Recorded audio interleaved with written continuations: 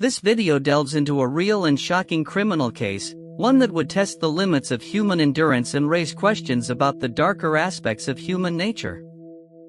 All information presented is carefully sourced from public court records, official police reports, and verified news sources, ensuring the accuracy and authenticity of the events described. In the summer of 1978, a bus carrying 26 children from the Chowchilla area was hijacked by three masked men, who then demanded a ransom in exchange for the safe return of the children. The children were later found buried alive in a quarry near Chowchilla, California, inside a truck, in a desperate bid for freedom. This incident would go down in history as one of the most daring and disturbing kidnappings, a case that would challenge investigators and leave a lasting impact on the community. The case began on a summer evening in July 1978, when the bus, which was on its way back from a summer camp trip, was stopped by the three masked men. The men, later identified as James Schoenfeld, Richard Schoenfeld, and Fred Woods, took control of the bus and drove it to a remote area, where they transferred the children into a moving van. The children were then driven to a quarry near Chowchilla, where they were buried alive in a truck. The kidnappers demanded a ransom of $5 million in exchange for the safe return of the children. This demand was not only a callous attempt to exploit the desperation of the families but also a reflection of the kidnappers' miscalculation of the value of human life. The ransom note, written in a bold and demanding tone, would later become a crucial piece of evidence in the investigation. You're watching Dark Verdict, where we investigate the cases that haunt us, the ones that leave us with more questions than answers.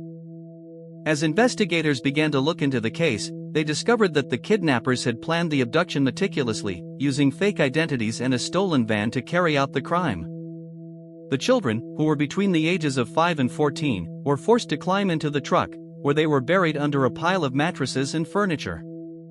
The truck was then covered with a layer of dirt and rocks, leaving the children to fend for themselves.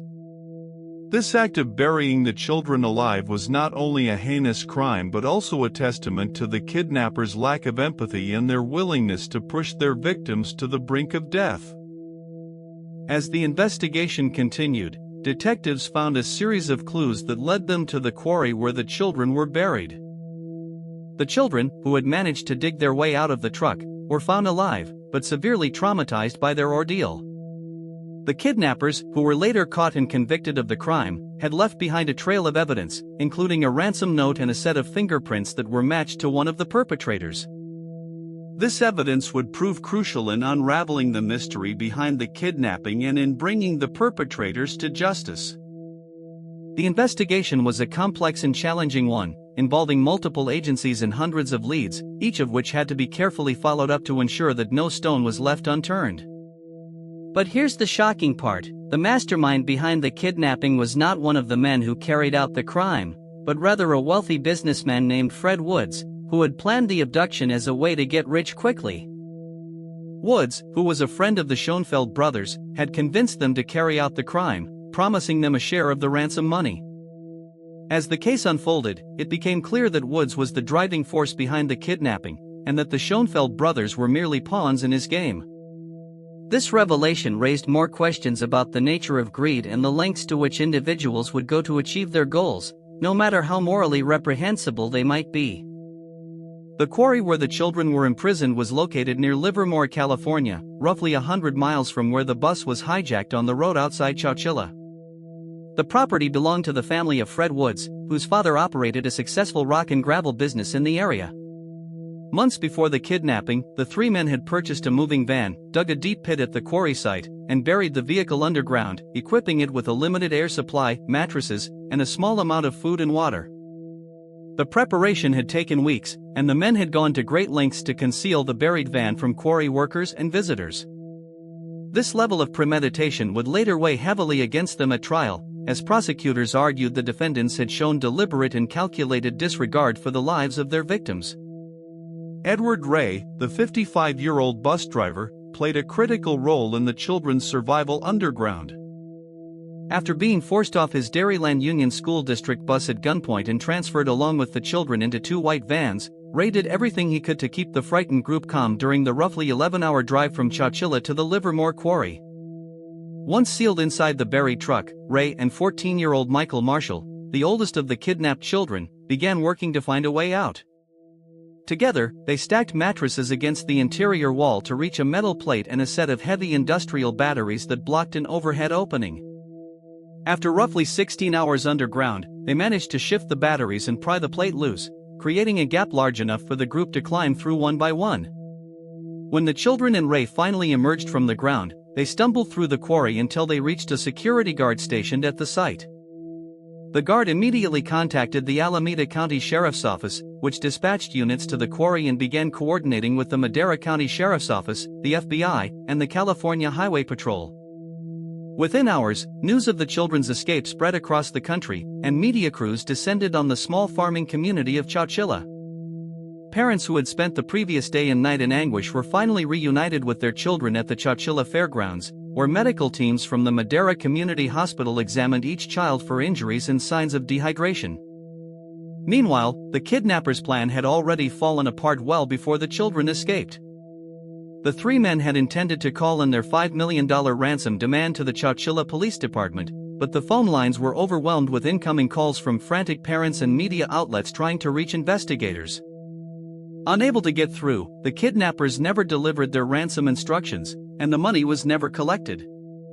By the time law enforcement traced the buried van back to the Woods family quarry, Fred Woods had fled to Vancouver, Canada, while the Schoenfeld brothers turned themselves into authorities in the days following the escape. Woods was arrested in Vancouver after a tip led Canadian authorities to the motel where he was hiding under a false name. At trial, all three defendants were convicted of 27 counts of kidnapping for ransom, one for each child and one for Edward Ray. They were sentenced to life in prison with the possibility of parole. Over the following decades, each man appeared before the parole board multiple times. Richard Schoenfeld, who cooperated with investigators and expressed remorse early on, was granted parole in June 2012 after serving 36 years. James Schoenfeld was paroled in August 2015. Fred Woods, considered the ringleader, was denied parole repeatedly before finally being released in March 2015, despite vocal opposition from many of the now adult victims and their families who argued that the severity of the crime warranted permanent imprisonment. The long-term psychological effects on the Chowchilla children became the subject of groundbreaking research by Dr. Lenore Tur, a child psychiatrist at the University of California, San Francisco. Tur conducted follow-up studies with the victims over a period of several years and documented symptoms including recurring nightmares, fear of being buried, intense anxiety around vehicles, and persistent difficulty trusting strangers. Her findings, published in the American Journal of Psychiatry, helped shape the clinical understanding of post-traumatic stress disorder in children and influenced how mental health professionals around the country began treating young victims of violent crime. Many of the Chowchilla survivors later said the kidnapping shaped every major decision in their adult lives, from their career choices to the way they raised their own children, and several described flashbacks triggered by enclosed spaces and the sound of shoveling dirt. Edward Ray, who was hailed as a hero in the aftermath of the kidnapping, returned to his job as a school bus driver and continued working for the Dairyland Union School District in the Chowchilla area for years afterward. The school district honored him publicly for his bravery, and he became a beloved figure in the community. Ray passed away on May 17, 2012, at the age of 91. Several of the former hostages, by then adults with families of their own, attended his funeral and described him as the man who had saved their lives. The yellow school bus that was hijacked that day was eventually preserved as a reminder of the event, and the quarry site near Livermore was sealed off permanently. The Chowchilla bus kidnapping marked a turning point in how American law enforcement handled mass abductions and how communities prepared for threats against children.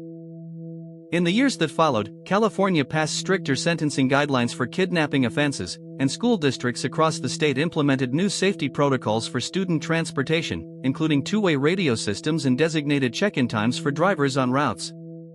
The case also prompted the FBI to expand its resources dedicated to crimes against children, laying groundwork for the national response infrastructure that would develop over the following decades.